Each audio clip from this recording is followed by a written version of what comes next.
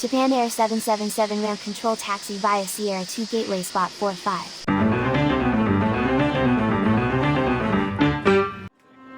初めての航空無線14をご視聴いただきありがとうございます。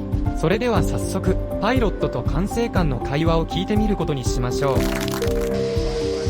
Japan Air 777 Ramp Control Taxi via Sierra 2 Gateway Spot 45. Taxi via Sierra 2 Gateway Spot 45 Japan Air 777.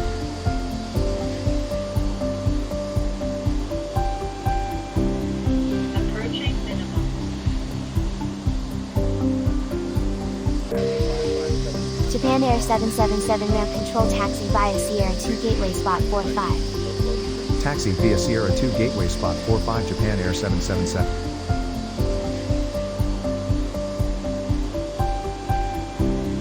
Approaching minimum. 最後までお付き合いいただきありがとうございました。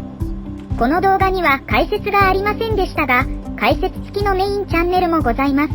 興味がある方は概要欄にてご確認ください。それでは皆さん、次回の動画でまたお会いしましょう。